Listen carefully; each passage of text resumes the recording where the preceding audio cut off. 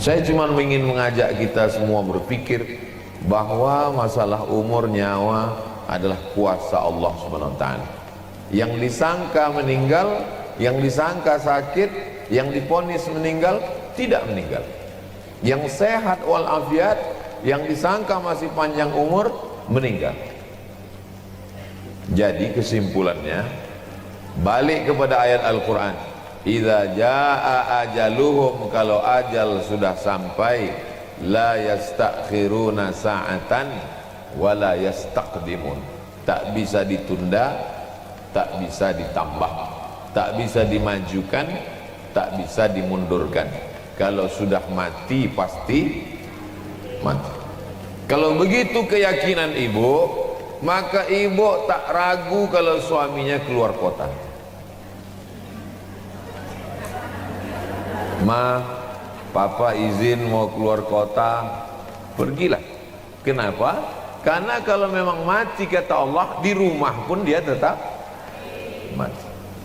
Saya yakin dan percaya almarhumah emak saya berkeyakinan seperti itu. Walaupun dia tak pernah menceritakan keyakinannya, saya tahu bahwa dia berkeyakinan mati tak bisa dimajukan, tak bisa dimundurkan. Itulah maka dia mengizinkan saya pergi ke Mesir 4 tahun tak pulang. Itulah maka dia mengizinkan saya pergi ke Maroko 2 tahun tak pulang. Tapi dari kata-kata singkatnya terselip keyakinan itu. Waktu saya katakan, nanti kalau aku mati gimana, Mak? Di tempat tidur pun mati juga kau. Keyakinan ibu yang kuat akan membuat ibu mengizinkan anak ibu akan pergi terbang sejauh mata memandang. Pergilah nak, karena kalau ku tahan pun kau di Batam ini, ku selimuti pun kau dalam kelambu, malaikat maut akan mencabut nyawa kau juga.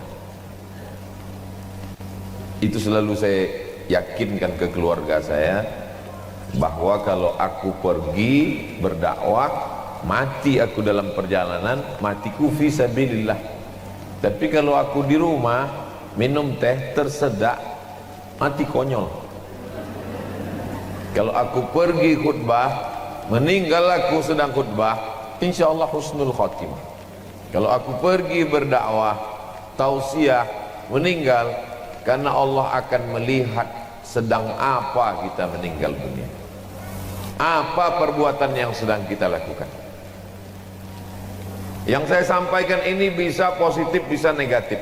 Yang saya maksudkan positif, setelah mendengar yang saya sampaikan ini, ibu tidak cemas kalau anak sekolah jauh, ibu tak cemas kalau suami pergi jauh. Kenapa? Karena kalau di rumah pun dia duduk sambil minum teh, sambil baca koran, sambil nonton TV pun akan mati juga. Bapak pun tak cemas melepas ibu pergi ke pengajian. Kenapa? Karena seandainya ibu duduk di rumah menonton sinetron, melihat tokoh di sinetron itu dipukuli, kumat jantung ibu, ibu pun akan mati juga di depan TV. Kira-kira mana lebih baik? Mati di depan TV karena sedih menonton drakor, atau mati waktu pergi pengajian? Itulah yang dimaksud dengan tauhid kematian. Berangkat dari rumah, bismillahirrahmanirrahim, Allah, la haula wala quwata illa billah. Sebelum berangkat berwudu, salat duha dalam keadaan suci, malaikat mengiringinya di tempat pengajian bersama ustadz yang dibaca ayat Quran, yang disampaikan hadis Nabi. Majtama'a qaumun, sekelompok orang berkumpul, yatsluna kitab Allah, yang dibaca ayat Allah, wa yatadarasunahu fima bainahum, mengkaji isinya. Nazalat alaihimus sakinah, turun ketenangan ke dalam hati. Wasyat bihimur rahmah, mereka diliputi rahmat kasih sayang Allah. Hafat bihimul malaikah, dikelilingi oleh para malaikat membawa rahmat. Wa dzakarahumullahu fi man 'indah, dibanggakan Allah Ta'ala kepada para malaikat. Sakit kepala, meninggal dunia, mati dalam keadaan kebaikan. Jadi kalau begitulah putus tauhid kita tentang kematian, penyakit kita tak takut. Tapi ada efek negatifnya dari yang saya sampaikan ini. Yang tidak memahami dengan baik dan benar, hanya sekedar rasional akal, habis ini dia tak mau pakai masker lagi. Terus ditanya, ibu tak pakai masker? Kalau tak mati kata Allah. Besok pagi jamaah ini tak mau pakai helm lagi. Semprit sama polisi lalu lintas razia, tanya, ibu tak pakai helm? Kalau mati kata Allah, berhelm pun, dalam helm itu pun mati juga. Maka ini perlu diluruskan. Pakai masker, pakai helm, itu semua adalah ikhtiar, usaha. Ikhtiar dan usaha itu pun juga dapat pahala karena kita ikut sunnah Rasulullah sallallahu alaihi wasallam. Negatif dari yang saya sampaikan ini, nanti kalau ada ibu-ibu yang sakit, dia tak mau makan obat. Pas disuruh minum madu, ibu minum madu ya, kalau tak mati kata Allah, tak mati. Ibu minum habba sauda ya, kalau tak mati kata Allah. Jadi minum madu, minum habba sauda ke rumah sakit itu juga sunnah, itu juga ibadah. Karena kata Nabi, likulli da'in dawa, setiap penyakit ada obatnya. Fatadahu, maka berobatlah kamu.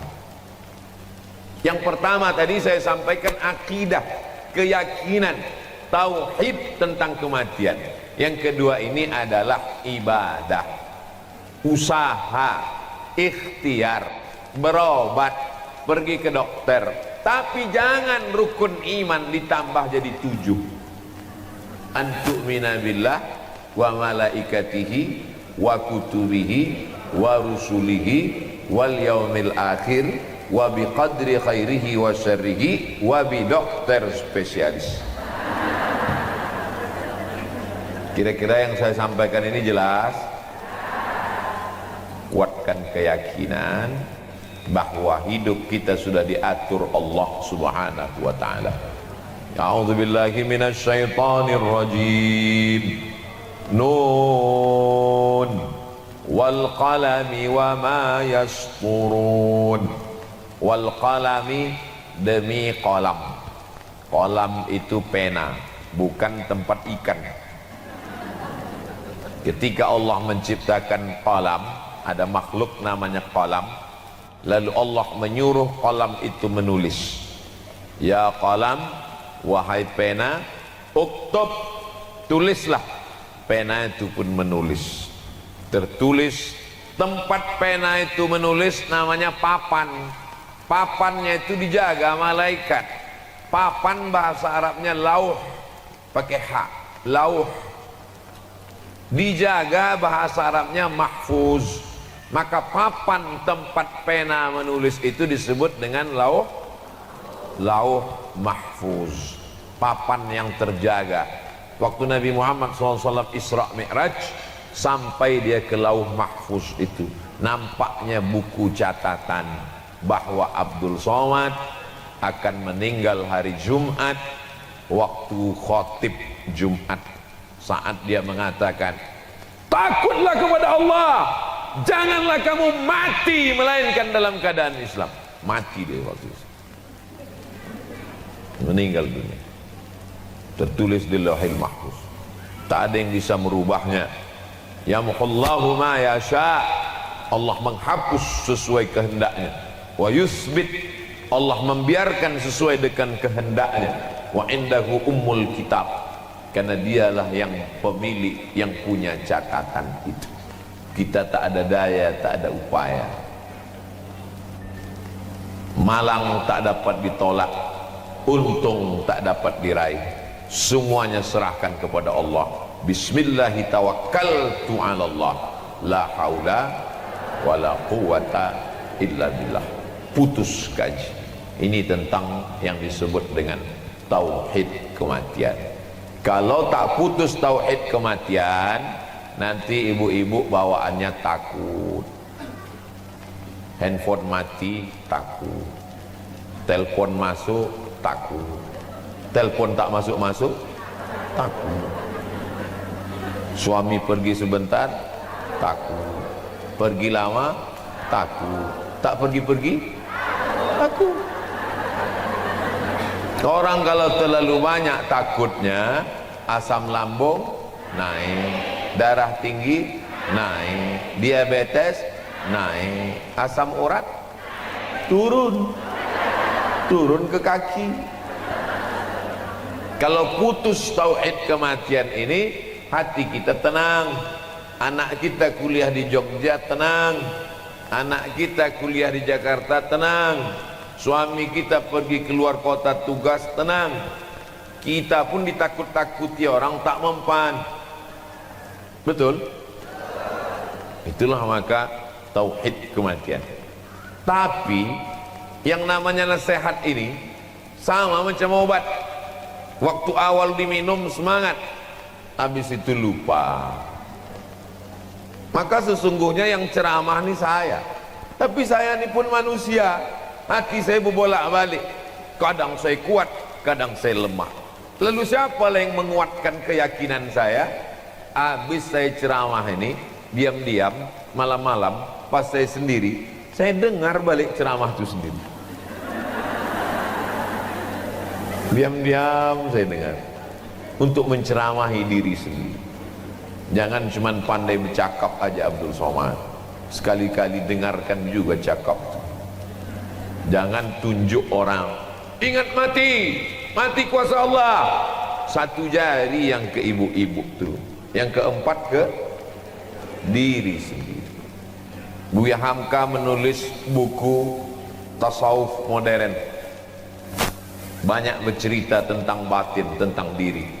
Menjelang kematiannya di rumah sakit, buku itu dimintanya ke anaknya, dibacanya lagi untuk mengenang dirinya, karena banyak hal-hal yang terlupa, tak ingat. Dari awal tausiah sampai sekarang, jangankan ibu, saya pun tak ingat tahap yang saya sampaikan. Tapi Allah Maha Kasih Maha Sayang, Dia kirim alat-alat untuk mengingatkan kita. Namanya itu yang tertulis di kamera masing-masing. Tak saya sebutkan, takut jadi iklan gratis. Ini tentang tauhid kematian. Jangan sampai kita silap, kita salah, rusak akidah kita kepada Allah SWT. Kenapa si Anu meninggal? Tabrak mobil. Kenapa si Anu meninggal? Gara-gara lupa makan obat. Kenapa si Anu meninggal? Gara-gara terlalu banyak makan obat. Kenapa si Anu meninggal? Gara-gara salah makan obat. Kata obat, kenapa pula aku salah? Makan obat itu hanya usaha dan ikhtiar. Pakai helm usaha dan ikhtiar. Pakai masker usaha dan ikhtiar. Kalau tak mati, kata Allah, tak mati. Kalau mati, kata Allah, seluruh manusia di dunia ini mau menyelamatkan engkau, mau memberikan engkau obat, mau menyuntik engkau, mau membawakan dokter spesialis terhebat. Kalau mati, kata Allah, tetap mati. Tapi kalau tak mati, kata Allah Subhanahu wa ta'ala, seluruh dukun santet dikumpulkan untuk menyantet engkau. Diadakan musabaqah dukun santet. Dukun santet yang menang disuruh menyantet engkau. Kalau tak mati, kata Allah, maka tak mati. Ada dukun santet taubat, berceritalah dia diminta oleh saingan pedagang untuk menyantet 4 bulan. Dikumpulkan miang, segala miang. Tahu miang? Miang buluh, miang bambu,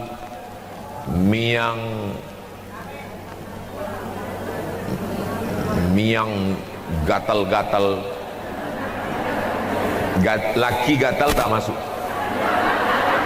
Miang, segala miang ini ditampung di dalam pinggan, tampung dalam piring. Setelah miang ini ditampung, dikikis emas, dicari batang emas, dikikiskan. Habis itu barulah dibacakan mantra-mantra, dipanggillah jin, hantu, segala hantu, setan, segala setan. Diletakkan miang racun tadi di ujung kuku jari kelingking.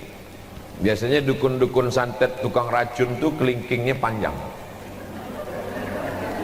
tapi tidak semua yang berkelingking panjang dukun santet. Untuk meletakkan miang, pegang di mana meja orang yang mau dipasang racun tadi, pegang. Nanti dipetik dari sini, sampailah racun itu dibawakan oleh jin hantu setan masuk ke dalam gelas dia. Itu maka gelas ditutup, tak boleh gelas dibuka. Itu maka sebelum diminum tuh ditengok batang hidung di dalam gelas, karena kalau minuman itu beracun tertutup tak nampak batang hidung. Tapi nanti jangan lama, saking lama menengok, tak nampak, tak nampak.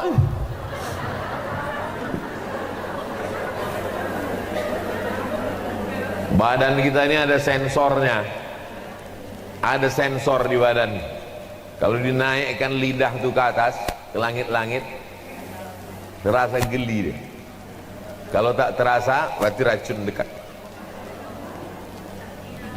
Begitu dipasang, ini kata dukun santet tawat, begitu dipasang, pas mau diminumnya, tersenggol sikunya, jatuh. Belum ajal, tak mati. Carinya lagi, cari waktu kesempatan, tengok diintip kapan dia minum. Begitu sudah mau dipetikkan racun tadi, sudah mau diminumnya, masuk telepon, asik bercakap. Itulah aku minum. Ya sebentar ya. Ayo bunyi la ilaha illallah. Tak jadi. 3 kali dicobanya tak juga jadi. Kali yang ketiga apa sudah mau diminum, datang tamu. Apa kabar Pak Haji? Alhamdulillah. 3 kali saya pasang racun ini tak juga, berarti belum nyawa dia dekat. Tak jadi saya pasang, kata dukun santet tobat. Menunjukkan Allah Subhanahu wa ta'ala menuliskan bahwa nyawa dia masih panjang. Jadi kalau ada orang mati kena racun muntah darah, apakah dia mati karena racun itu atau takdirnya sudah sampai? Jam 9 pagi minum dia di warung kopi, dikasih orang racun, mati dia pas jam 9 pagi. Andai dia duduk di rumah, mati atau tak mati? Tetap mati juga.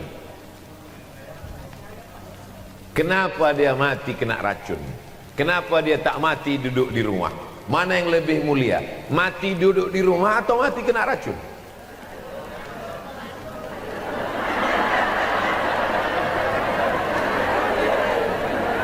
Kalau orang mati kena racun, matinya mati syahid.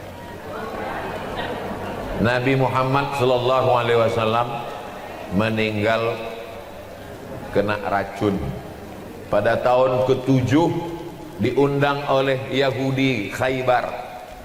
Waktu diundang itu mereka tanya, "Ya Muhammad sallallahu alaihi wasallam, daging kambing itu apa yang paling kau suka?" Biasanya kita kalau bertamu ditanya orang, "Ustaz suka makan apa?" "Suka sup." "Sup kaki, sup otak, sup kepala, apa sup tunjang, apa sup ekor?" "Sup tunjang." "Tunjangnya bagian lemak-lemaknya atau tulang?" "Tulang." "Mau dipotong besar apa potong kecil?" "Kau bawa aja lah, banyak kali pun tanya." Biasanya kita kalau bertamu tuan rumah tuh tahu. Kata Nabi, "Aku suka kaki kambing bagian depan." Rupanya di kaki kambing bagian depan itulah mereka tanam racun sebanyak-banyak. Sahabat Nabi di samping Nabi yang memakan itu, begitu masuk ke dalam mati kontan, meninggal. Nabi SAW dikasih tahu Jibril, "Ya Muhammad SAW, itu ada racunnya, tapi sempat tertelannya sedikit, dimuntahkannya, sempat air liurnya masuk ke dalam, sedikit bersarang racun itu di dalam." Waktu beliau meninggal disebutnya kepada Aisyah, "Wahai istriku Aisyah, masih ada sisa-sisa racun Yahudi itu di dalam. Allah ingin memuliakan dia. Dia mulia sebagai pemimpin para nabi dan rasul, dan juga mulia sebagai meninggal syahid, meninggal syahid. Tapi jangan gara-gara ini nanti kalau ibu tahu minuman itu sudah beracun diminum juga. Udah tahu minuman itu beracun, diminum juga. Pas batuk-batuk, kenapa ibu minum? Aku ingin mati syahid. Mati konyol. Karena kalau udah tahu itu racun diminum juga berarti bunuh diri. Ibu tahu itu beracun, ya. Kenapa ibu minum? Suamiku dilarikan pelakor. Baguslah aku mati lagi daripada hidup. Lebih baik putih tulang daripada putih mata. Mampuslah kau. Tak boleh kita milih mati. Kira-kira setelah saya sampai ini, keyakinan ibu tentang mati makin kuat atau makin lambat? Yakinkan diri bahwa mati ini akan datang.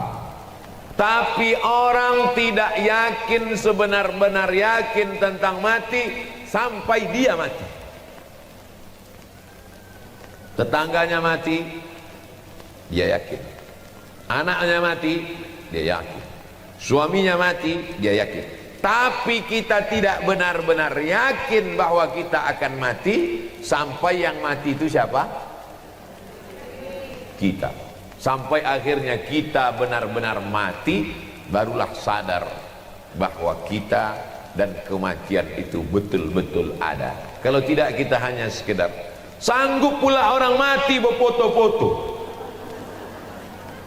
Meninggal makcik saya, di almarhumah sepupu mak saya. Begitu sampai tempat tuh, Ustaz foto Ustaz. Saya bilang, sampailah hati kalian berfoto di tempat orang mati. Di mana hati kecil kalian? Terdiam mereka. Orang mau meninggal, jenazah terbujur di ruang tamu, sanggup diminta foto. La ilaha illallah. Kalaupun mau berfoto juga, kejarlah Ustaz itu ke tempat parkir kan. Pula di situ. Apa kata keluarga? Anaknya ada di situ, menantunya ada, cucu. Gimana perasaan mereka? Banyak orang sekarang pintar, tapi tak pintar merasakan perasaan orang lain. Banyak sekarang orang pandai, tapi tak pandai merasakan perasaan orang lain. Pandai-pandai merasa. Itu makanya ceramah saya kasih tahu. Semua jamaah tahu kalau saya ceramah pasti 60 menit. Kenapa? Saya kena merasakan perasaan mereka. Karena saya pun kalau mendengar ceramah, kalau saya tengok tak selesai-selesai, gatal juga kepala saya. Kapanlah habisnya ceramah? Udah lama kita mendengar. Dia bilang, yang pertama kata, la ilaha illallah. Tapi kalau mendengar ceramah saya, jamaah tahu. Kalau khutbah 20 menit. Kalau tausiah tergantung botolnya besar atau kecil. Ini botol ini lain pula. Ini bilang 600 ml tidak, dibilang 300 pun tidak. Ini nampaknya hari ini tak jelas dah berapa menit.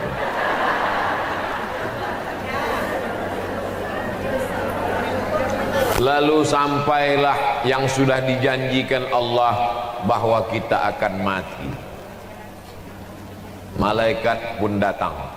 Sekarang ada dua jenis kematian, orang jahat sama orang baik. Ibu mau saya bahas duluan orang jahat apa orang baik?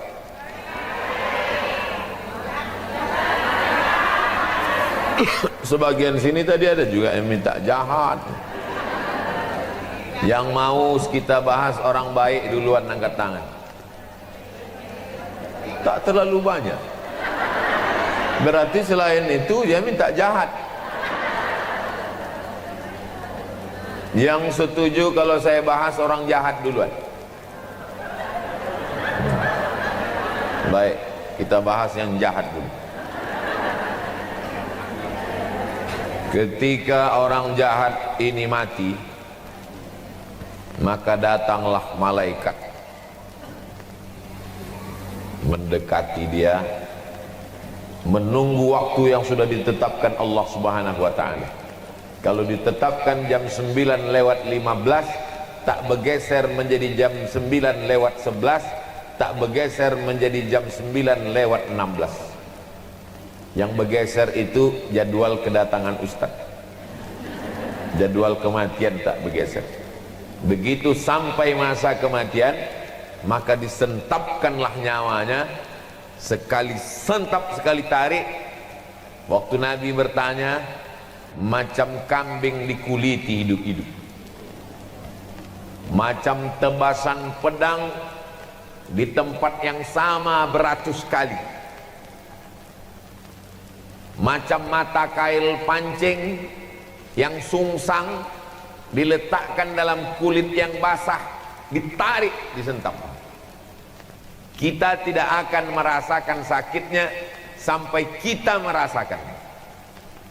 Tak sesuai dengan cerita yang diceritakan orang, sampai kita merasakan. Yang pernah kena jahit, yang pernah operasi, yang pernah kena suntik, yang pernah mancing nyangkut pancing itu di kulit. Kalau ada kawan bertanya, kau kemarin waktu kena pancing nyangkut tuh gimana rasanya? Tak usah ceritakan, bawa aja pancing, mari ku cucukkan kulit kau, biar tahu kau rasanya. Karena kata tak bisa mewakili rasa. Rasaku bukan rasamu. Lalu kemudian ruh tadi keluar dari jasad. Setelah roh keluar dari jasad, dibawa oleh malaikat. Baunya busuk. Semua malaikat-malaikat yang mencium bau itu bertanya, roh siapa itu? Roh siapa itu? Malaikat itu menjawab, inilah ruh si tuyul anak setan. Disebutkan nama bapaknya. Bapaknya malu, atuknya malu, unyangnya malu, buyutnya malu, kakek nenek moyangnya malu karena punya cucu seperti dia. Jahat, busuk. Lalu kemudian dikatakan ke pintu-pintu malaikat yang menjaga pintu langit, la tufattahu lahum abwabus sama, tak dibukakan pintu-pintu langit. Lalu kemudian sampai masanya Allah berfirman, tuliskan dia sebagai penghuni Sijjin. Tempat orang yang jahat itu namanya Sijjin. Lalu kemudian dikumpulkanlah dia bersama ruh orang-orang yang jahat. Sijjin. Insyaallah mudah-mudahan kita tak masuk di situ insyaallah. Itulah mengapa kita disuruh sebelum salam minta perlindungan dari 4. Allahumma inni a'udzubika min azabi jahannam wa min azabil qabri wa min fitnatil mahya wal mamat wa min syarri fitnatil masihid dajjal. Kata Allah Subhanahu wa taala, balikkan ruhnya yang busuk tadi ke dalam jasadnya untuk merasakan azab kubur. Datang malaikat membawa palu godam yang besar, dipukulkan ke jasadnya, masuk ke dalam tanah saking kuatnya sampai ke lapisan bumi ke-7, dinaikkan balik ke atas, begitulah seterusnya. Maka kita selalu meminta kalau dicabut nyawa, Allahumma hawwin alaina fi sakaratil maut. Itulah mengapa kita meminta kalau sudah dikuburkan, meminta supaya Allahumma inni a'udzubika min azabil qabri. Itulah mengapa kita kalau lewat di pemakaman selalu meminta, assalamu alaikum ya ahlad diyar minal mu'minin wa inna insyaallahu bikum lahiqun yarhamullahul mustaqdimina wal mustakhirin nas'alullah lana walakumul afiyah. Yang tak hafal doa yang panjang, baca doa pendek, assalamualaikum ya ahlal kubur. Yang tak hafal doa pendek, gerak-gerakkan aja mulut. Jangan sampai mulut diam waktu lewat kubur. Lalu bagaimana kalau orang mati diterkam harimau? Bagaimana kalau orang mati dimakan buaya?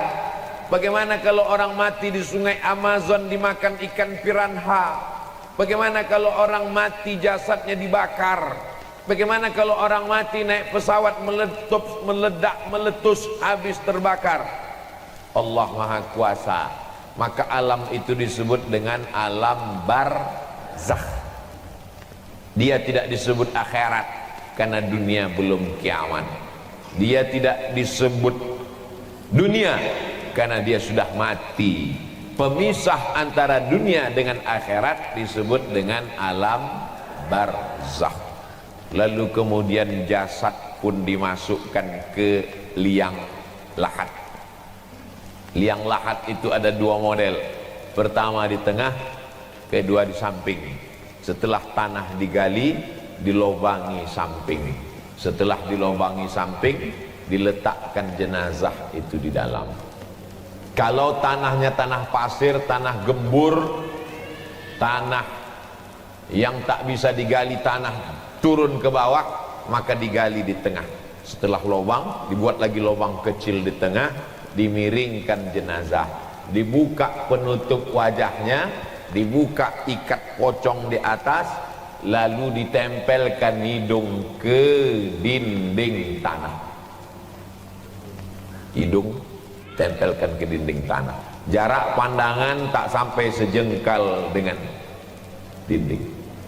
Dibukakan penutup wajah, anak-anak kita ajarkan, nanti kalau aku mati nak, kaulah yang meletakkan aku di liang lahat. Kau buka ikat kepalaku, kau buka kain penutup wajahku, lalu kau tempelkan hidungku ke dinding. Kalau mau tidur malam, kebetulan tempat tidurnya di samping dinding, coba tempelkan hidung nih ke dinding, miring ke arah. Begitulah agaknya, matikan lampu, tempelkan hidung ke dinding. Kalau nanti malam jam 2, jam 3 terbangun, tengok masih lagi di kamar, alhamdulillahilladzi ahyana ba'dama amatana wa ilaihin nusyur. Bangunlah ke kamar mandi, berwudu untuk tahajud. Karena sampai nanti masanya, waktu dibukakan mata gelap, bukan lagi di kamar, tapi sudah terdengar suara marrabbuka. 5 hari pertama, begitu ruh keluar dari jasad, maka jantung berhenti berdetak. Yang menyemburkan darah dalam badan Abdul Somad ini jantung, berdenyut berdetak sebelah kiri.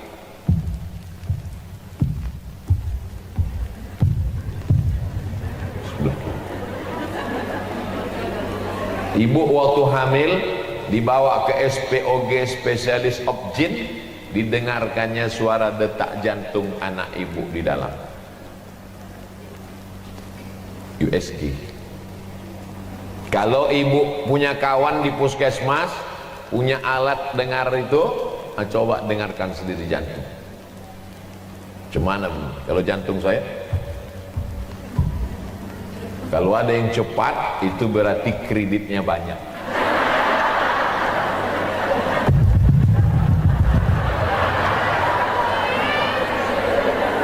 Jantung ini menyemburkan darah, naik darah ke otak. Kalau darah itu berhenti berputar di badan, maka darah itu membeku. Potong ayam, potong kambing, masukkan darahnya ke piring, membeku. Setelah itu membusuk menjadi nanah. Maka selama 5 hari darah pun mulai menggumpal, kulit badan berubah dari hijau biru mulai ke hitam, membengkak, usus di dalam pun mulai membengkak. 6 sampai 10 hari perut pun pecah, biji mata pun keluar, darah keluar dari hidung dan telinga, lidah pun menjulur, rambut pun lepas dari tengkorak kepala, lalu kuku-kuku pun copot, lalu kemudian pecahlah kulit-kulit. Binatang yang paling tajam hidungnya, tak punya mata, tak punya telinga, tak punya tangan, tak punya kaki. Binatang itu namanya cacing. Cacing bisa mencium bau dari jarak 1 kilometer. Tidak ada makhluk yang paling busuk melainkan makhluk bernama manusia. Itulah mengapa kita tidak mati pakai baju kesayangan kain sutra. Kita tidak pakai jas dasi dan sepatu, karena bagi kita lebih baik itu dipakai orang hidup, bermanfaat, disedekahkan sebagai amal jariah. Sedangkan kita hanya dibalut dengan kain kafan. Lalu kemudian mana kebanggaan yang dibangga-banggakan dari mulai ujung rambut sampai ke ujung kaki? Mana wajah yang glowing? Mana rambut yang tak pernah kena ketombe? Mana kuku yang sekali salon 3 juta 1 kelingking? Mana kaki yang selalu habis duit untuk mencabut bulu kaki? Mana tumit yang tak pernah retak-retak? Mana bibir merah delima, pipi macam pauh dilayang, rambut bakma yang terurai? Semuanya menjadi santapan syaitan. Minha khalaqnakum, dari tanah kau kami ciptakan, kepada tanah kau kami kembalikan. Wa minha nu'idukum taratan ukhra, dari tanah pula nanti kau akan kami bangkitkan.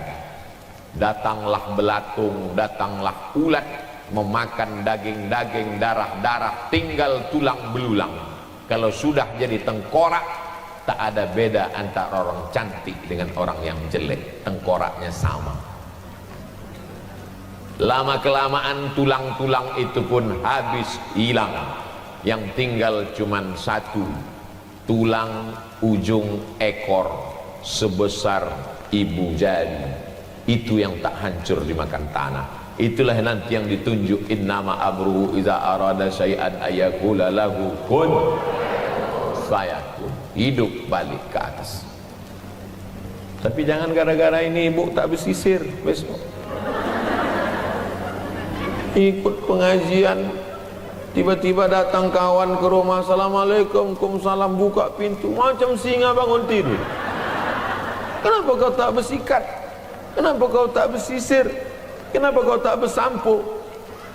Kata Ustaz Somad, 5 sampai 10 ini pun lepas nanti tegur. Bukan itu maksud saya. Jangan habiskan waktu untuk bersisir sampai lupa sholat duha. Itu yang maksud saya. Jangan habiskan waktu untuk berkutek sampai lupa subhanallah walhamdulillah wa la ilaha illallah Allahu akbar. Jangan habiskan waktu risau karena ingin menghilangkan retak-retak di tumit sampai lupa melangkahkan kaki ke pengajian majelis taklim. Jangan hasik mengurus apa namanya? Saya selalu silap antara ini sama ini. Yang alis yang mana? Alis. Yang bulu mata? Asik menengok bulu mata, lentik sampai lupa menengok baca Yasin malam Jumat surat Al-Kahfi. Asik menengok kuku, kuku panjang kurang bengkok, dibengkokkan patah pula. Sampai-sampai lakinya pun ragu membedakan, ini kucing apa bini aku. Karena semua ini akan menjadi fiksi. Sekarang orang yang hidup berkata malaikat mungkar nakir itu fiksi, khayalan semata. Alam kubur itu fiksi, khayalan semata. Amal soleh balasan pahala itu fiksi, khayalan semata.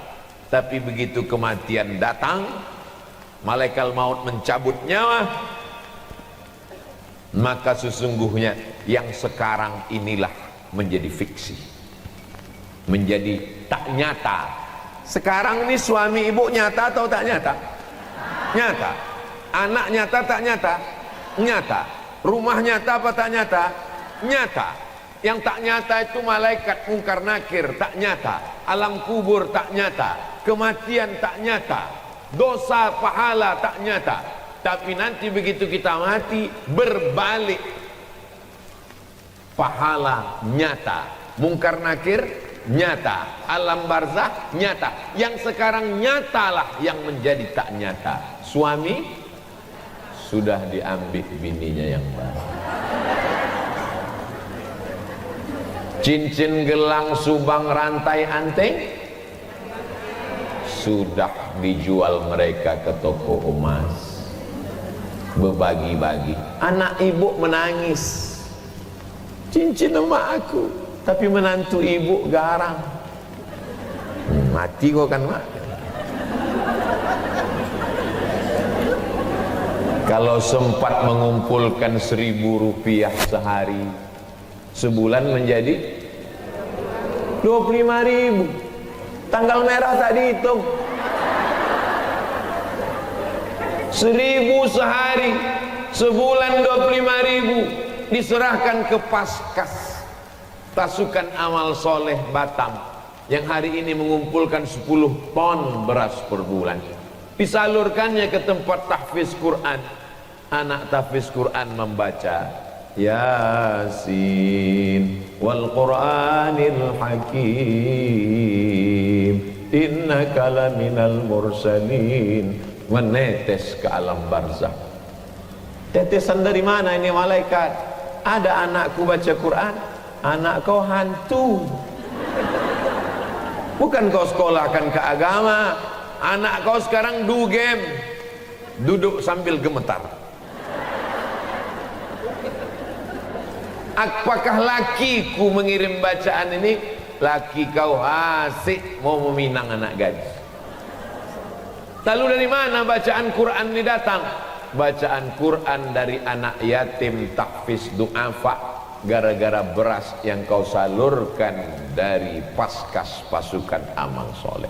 Yang sudah bayar 25.000 ke Paskas, alhamdulillah. Yang belum, storkan ke nomor rekening berikut ini. An-nasu niyam. Manusia ini semuanya tidur. Sekarang nih kita semuanya sedang tidur. Orang kalau tidur makin lelap, makin mengigau, makin kuat ngorok, makin ngelantur.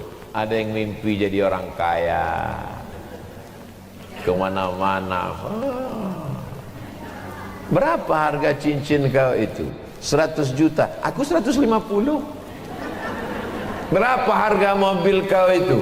1 miliar. Aku 1,5 miliar. Semua orang kaya mengigau. Yang pejabat-pejabat mimpi jadi pejabat. Kau apa? RT. Laki kau apa? RW. Laki aku kades. Laki kau? Laki aku kades juga, tapi 2 periode. Laki kau bupati, laki kau gubernur. Saling membanggakan, saling mengangkuhkan, saling menyombongkan. An-nasu niyam. Manusia ini semuanya tidur. Falamma matu, begitu mereka mati, intabahu, barulah mereka terbangun dari tidur panjang. Alimat nafsum ma qaddamat wa akharat. Barulah manusia sadar, rupanya tanganku tak pernah menyapu kepala anak yatim, rupanya mataku tak pernah menengok Quran, rupanya telingaku tak pernah mendengarkan tausiah, rupanya kakiku tak pernah dibawa ke masjid sholat berjamaah. Tapi saat itu penyesalan tak bermakna. Apa kata mereka? Rabbana absarna, mata kami sudah menengok azab. Wa sami'na, telinga kami sudah mendengar azab. Farji'na, balikkan kami lagi hidup ke dunia, na'mal salihah, kami ingin beramal. Farji'na, balikkan lagi kami ke dunia, na'mal salihah, kami ingin beramal saleh. Inna muqinun, kami yakin seyakin-yakinnya. Bisa balik lagi? Andai balik mau orang rumah nerima?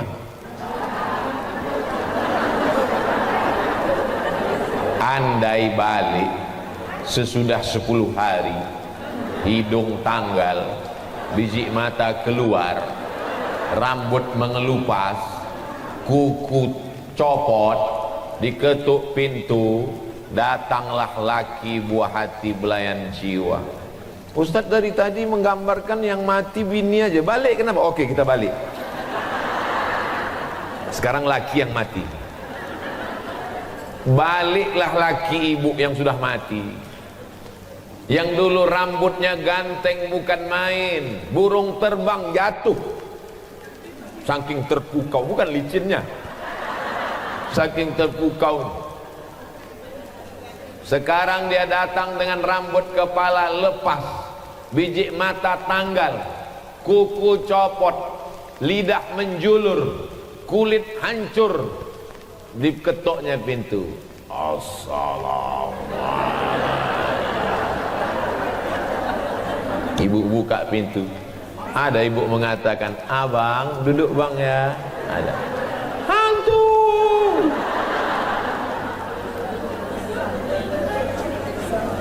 Hari ini ibu tersenyum, hari ini ibu boleh tertawa. Nanti malam sebelum tidur ibu ulang balik tausiah. Cari tausiah ini di channel Ustadz Abdul Somad Official. Subscribe, like, share, and comment. Share ke kawan-kawan yang tak ikut supaya dia dengarkan. Horor ceramah Ustadz sekali ini. Kenapa tiba-tiba Ustadz ceramah tentang ini? Yang ingin dicapai dari tausiah ini, supaya selesai tausiah ini kita makin rajin sholat duha, makin rajin nyetel jam 2 malam. Selama ini sudah di setel, tapi begitu berbunyi matikan lagi. Sesudah ini bangun sholat, mengambil belanja yang selama ini habis untuk beli yang tak penting, sekarang sisakan 100.000, 200.000, antarkan untuk semen 2 sak, untuk fakir miskin beras segenggam beras, 2-3 genggam. Itu tujuan pengajian ini. Selama ini lidah asik mencakapkan orang lain, aib orang lain. Dulu orang sibuk memikirkan anaknya, sekarang semua anak orang dibahas. Anak artis, menantu artis, laki artis, bini artis. Naik darah tingginya gara-gara artis. Itu tujuan pengajian ini, tak lain tak bukan. Sampai pada masanya, an-naru yu'raduna 'alaiha, neraka jahanam diperlihatkan ke biji mata mereka, ghuduwan wa 'ashiyya, pagi, petang, siang dan malam, dipandang sampai akhirnya kita pun hari kiamat menghadap Allah.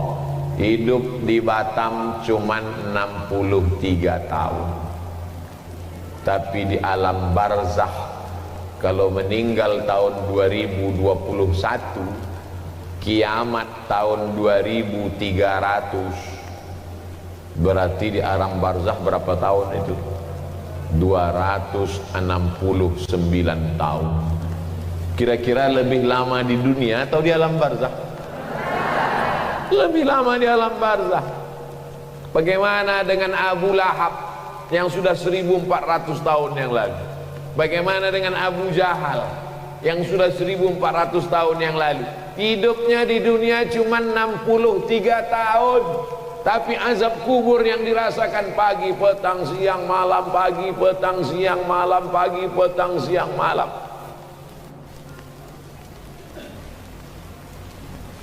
Apa itu dalam surat Yasin? Mim marqadina haza,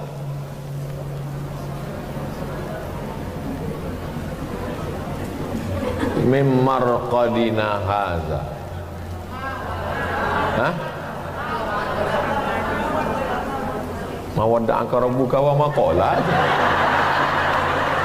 Apa mim marqadina haza?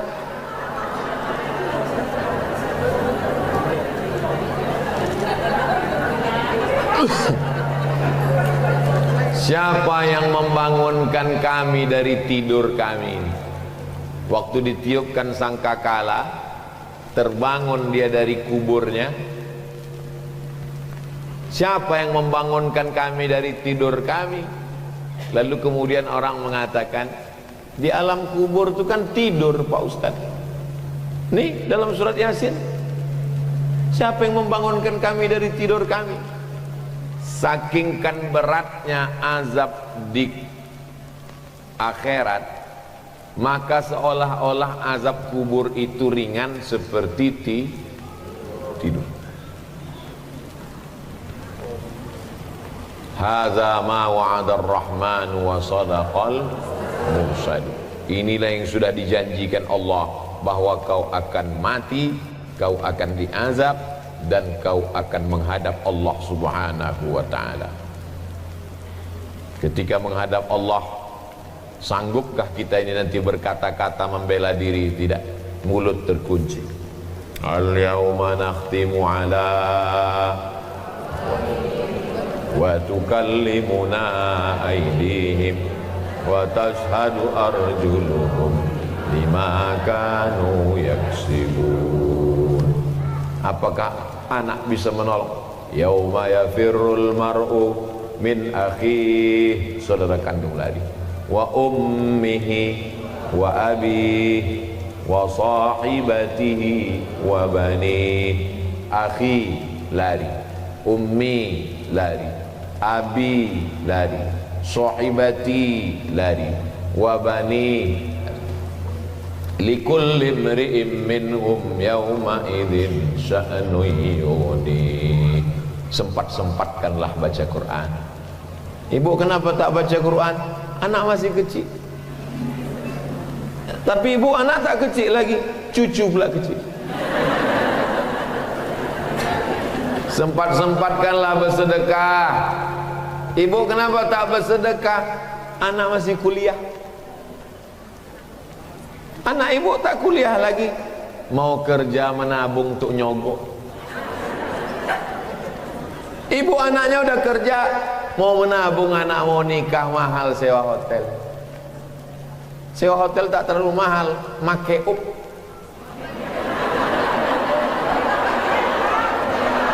Tapi ibu anak udah nikah, kemarin saya datang walimah, kenapa tak bersedekah? Cucu pula mau lahir.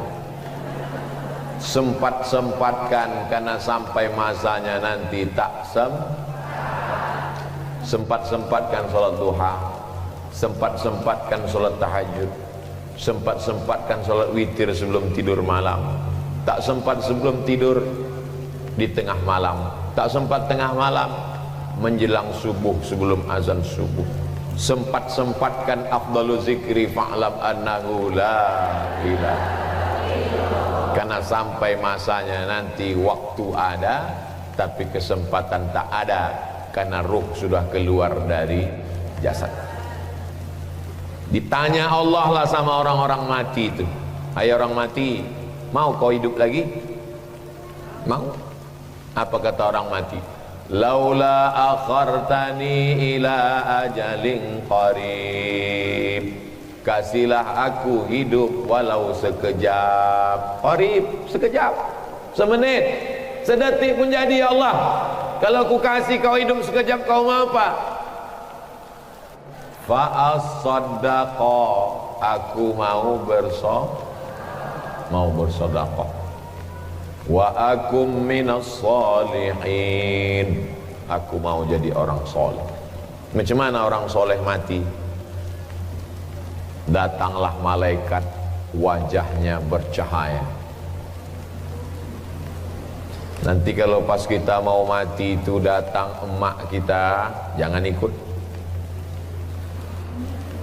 Pas ibu terbaring di ruang ICU, datang almarhumah emak, jangan ikut. Datang almarhumah ayah, jangan ikut. Datang almarhum suami, jangan ikut. Datang almarhum anak, jangan ikut. Sampai datang malaikat bercahaya terang benderang. Datang malaikat bercahaya terang benderang, membawa kain kafan yang terang benderang. Ditunggunya ruh kita keluar dari jasad, macam air menetes dari ujung daun. Air berembun subuh menetes dari ujung daun. Lembut apa keras? Lembut. Daun sirih menetes air dari ujung daun. Begitulah ruh itu keluar, ditampung pakai kain kafan. Apa kata malaikat memanggil?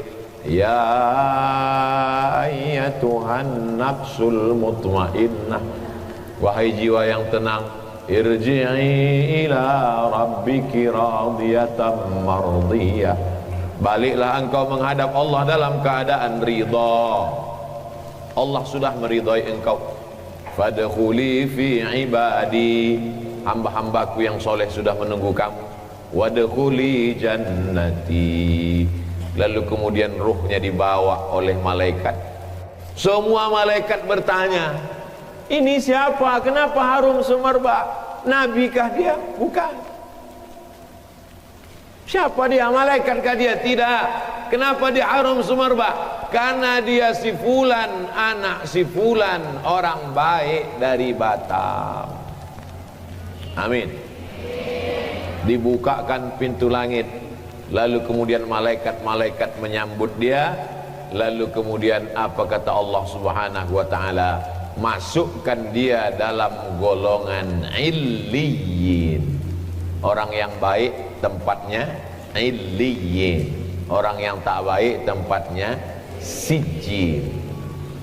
Boleh tanya Pak Ustadz? Boleh. Saya ini kadang-kadang baik, kadang-kadang tak baik.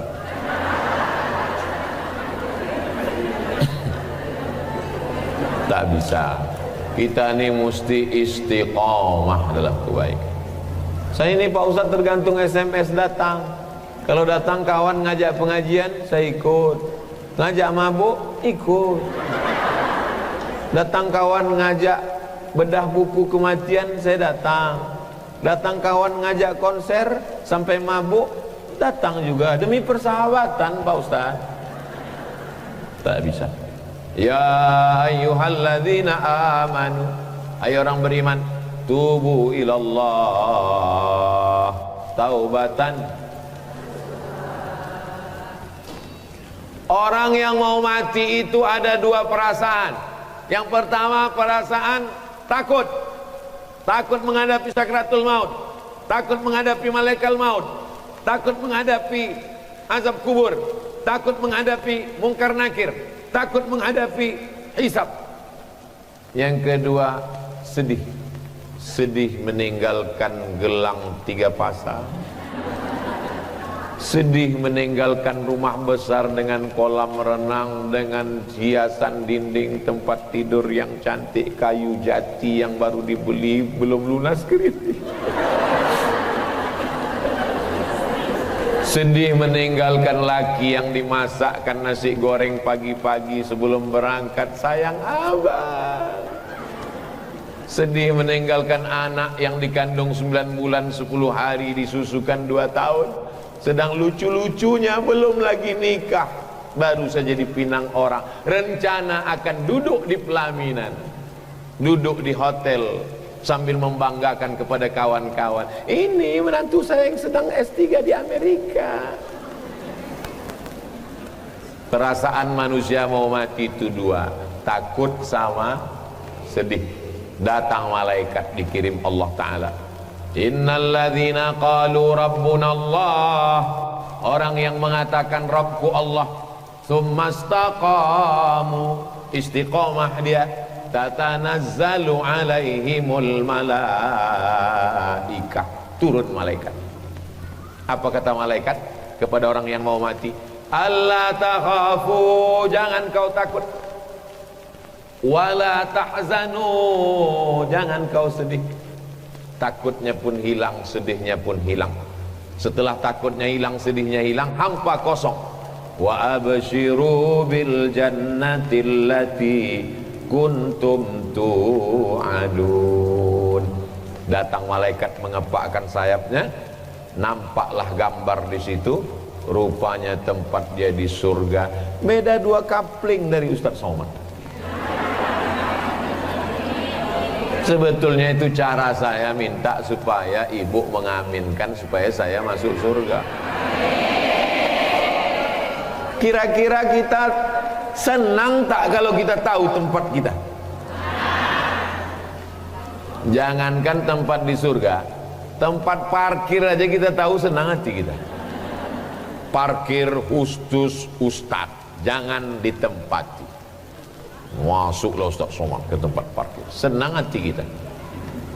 Subuh Sabtu pengajian di Pekanbaru, mobil Ustaz jauh. Pas ditanya, Ustaz kok jauh betul parkir? Tak kalian sediakan tempatnya. Gimana aku mau parkir? Jangankan tempat di surga, parkir dunia pun kita tak tahu tempat kita. Tapi orang-orang yang istiqomah itu, makanya ketika nyawanya dicabut, menetes macam embun di ujung daun, jatuh di kain kapan dari cahaya dibawa dari surga, lalu kemudian tersenyum dia, nampak dia senyum. Tulis di Google jenazah Buya Hamka, enter. Buya Hamka senyum hampir macam mau, saking nampaknya tempatnya. Buya Hamka tersenyum. Lalu kemudian apa yang terjadi setelah itu? Malaikat bertanya, itu tempat siapa? Tempat si fulan. Saat rohnya dikembalikan ke jasad untuk menjawab pertanyaan mungkar nakir, tiba-tiba di tengah kesendirian itu ada orang muda, baik. Ditanya, kau siapa? Akulah amal kau dulu waktu di dunia. Lalu kenapa kau di sini? Aku akan menolong engkau. Yusabbitullahu alladhina amanu bil qawlis sabit. Allah mengokohkan orang beriman dengan ucapan-ucapannya. Napas kita ini cuma 2, sekali tarik, sekali hembus.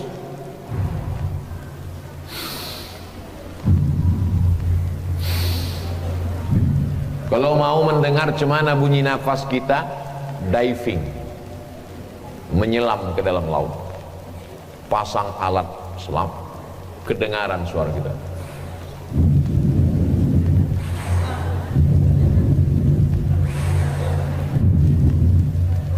Makanya zikir itu pun 2 juga.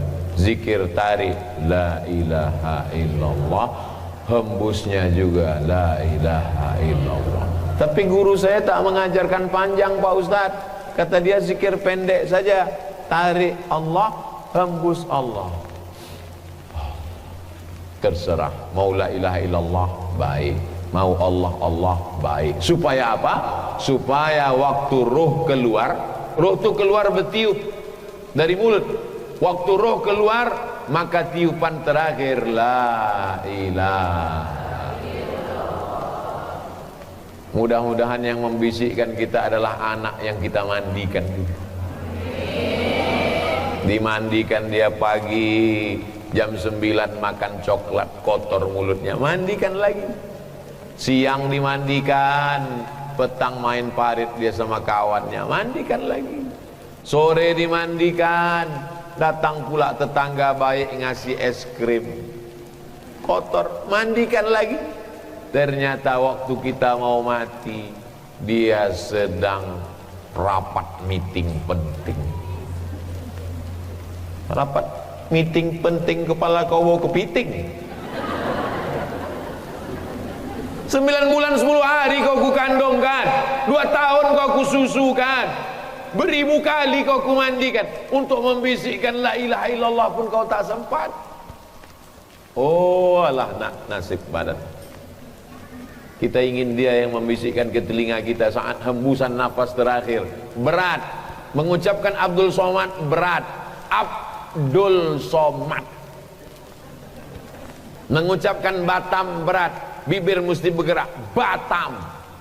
tapi mengucapkan kalimat itu ringan, bibir tak mesti bergerak. La ilaha, tak bersuara lagi, hanya lidah saja dibisikkan orang ke telinga sebelah kanan. La ilaha illallah. Kalau udah nampak lidahnya bergerak, jangan ganggu lagi, kecuali kalau dia meracau. La ilaha illallah. Berapa harga sawit?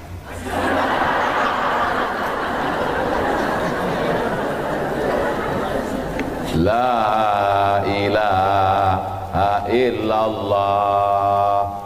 Surat rantai mana? Apa yang kita pikirkan, apa yang selalu kita dengar, apa yang selalu kita cakapkan, apa yang selalu dalam hati kita, itulah yang akan datang waktu sakratul maut. Itu makanya kita habis maghrib, habis subuh, afdalu zikri fa'lam annahu la ilaha illallah, la ilaha illallah. Supaya apa? Supaya itu yang datang nanti. Waktu pesawat kena turbulence, bergoncang, semua orang akan mengucapkan yang sering dia cakapkan. Oh my God, ya Allah, ya Rasulullah, copot. Di saat genting, itulah yang akan datang, itulah yang akan menolong, itulah yang akan ucapan terakhir. Allahumma ja'al akhira kalamina, jadikan akhir kalam kami, indan tihai ajalina, ketika ajal kami sampai, kalimat yang terakhir keluar dari mulut kami, la ilaha illallah. Berbisik anak ke telinga sebelah kanan, ayah, oma, la ilaha illallah. Lidah pun bergerak, keluar ruh, mata menengok ruh itu keluar. Mata menengok ruh itu keluar, itu maka orang meninggal itu matanya melotot karena menengok ruhnya keluar. Lalu dipejamkan oleh anak yang soleh. Mudah-mudahan kita mati dalam keadaan husnul khotimah, dipelihara Allah. Habis tinggal cerita masa lalu. Rumah itu kita yang membeli tanahnya, kita yang mencari arsiteknya, kita yang memilih warna keramiknya, kita yang membuatkan tamannya. Tapi begitu kita mati 24 jam, tidak sejengkal pun lantai di rumah itu yang bersedia menjadi tempat kita. Ketika orang bertanya, itu kamar siapa? Kamar bapak. Bapaknya ada di dalam? Dulu. Itu kamar siapa? Kamar ibu. Dulu. Apa kata anak menantu? Rumah ini terlalu besar untuk kita, bagusnya kita jual aja. Rumah tinggal kenangan. Tapi kalau anak menantu soleh, apa kata mereka? Rumah ini jangan kita jual, kita jadikan rumah Quran hajjah. Takut nanti saya sebut nama, nama aku. Akhirnya anak-anak pun mengajilah di situ. Habis sholat subuh anak mengaji, habis sholat zuhur anak mengaji. Saya buatlah yayasan hajjah rohana. Anak-anak mengaji 25 orang gratis. Habis sholat subuh ngaji, habis zuhur ngaji, habis asar ngaji, habis maghrib ngaji, habis isya ngaji, sampai malam sebelum jam 10 malam ngaji, jam 4 subuh bangun tahajud. Karena saya merasa tak sempat saya senangkan almarhumah, tak sempat saya buat dia bahagia. Gara-gara asik selalu saya pergi ke sana, pergi ke sana, pergi ke sana, pergi ke sini. Saya pikir umurnya panjang. Saya tengok sehat, nantilah. Lama lagi mak ini nampaknya sehat. Salah, cara berpikir saya salah. Jadi kalau ada ibu, masih ada orang tuanya, anak-anakku yang menonton di rumah, kalau masih ada mak kalian, belikanlah makanan yang enak, belikanlah pakaian yang bagus, senangkanlah hatinya. Karena kalau sudah tak ada, apapun yang kita buat, apapun yang kita terima, rasanya macam hanyut diulurkan orang galah tapi tangan tak sampai mencapai. Begitulah yang saya rasakan. Hanyut gelombang banjir diulurkan orang galah, rasa sikit-sikit lagi mencapai. Apapun yang dibuat sekarang rasa tak sampai, putus, tak bisa diungkapkan dengan kata-kata. Ibu bapak yang punya orang tua bertuah, mudah-mudahan anak-anak kita berbakti pada orang tua. Pas 60 menit. Itulah kebersamaan kita pada kesempatan kali ini. Doakan Ustaz Somad mati husnul khotimah. Doakan yang membisikkan ke telinga Ustaz Somad adalah anak Ustaz Somad. Doakan Ustaz Somad akhir kalamnya la ilaha illallah. Habis. Kita hanya sekedar cerita masa lalu. Dulu waktu mama masih muda di Batam, ada ustaz ceramah tentang mati. Itulah yang membuat mama sedekah sekarang. Banyak sedekah mama, ya 25.000 sebulan. Siapa nama ustaz tuh? Almarhum Abdul Somad. Hanya sekedar cerita masa lalu. Mudah-mudahan kita bersama di Batam, bersama pula di surga Jannatul Firdaus, bersama Nabi Muhammad sallallahu alaihi wasallam. Kalau ibu ingat, ibu kirimkan Al-Fatihah untuk almarhum guru kami Ustaz Abdul Somad. Al-Fatihah. Itulah lagi hubungan kita. Cuman tinggal satu, itulah lagi hubungan kita. Habis itu putus. Kalau ibu amalkan yang saya sampaikan, ibu ikhlas, mengalirlah dia jadi amal soleh. Kalau ibu kirimkan Allahumma firlahu warhamhu, mengalirlah dia. Kalau ibu mau masak agak 2 tekong, ibu masak agak 2 canting, ibu masakkan sayur, ibu kirimkan ke yatim piatu, untuk almarhum emak ayahku, untuk guruku Ustaz Abdul Somad, mengalirlah dia. Habis itu putus semuanya. Rumah tinggal, mobil tinggal, anak tinggal, bini tinggal, habis satu pun tak ada. Habis, betul-betul habis. Itu yang dapat saya sampaikan. Saya tidak sedang menasihati bapak ibu, saya sedang menasihati diri saya sendiri, bahwa kau akan mati Abdul Somad. Yang akan menemanimu hanya tinggal amal. Terima kasih. Banyak kata-kata saya menyinggung perasaan tak berkenan di hati, mohon maaf. Wassalamualaikum warahmatullahi wabarakatuh.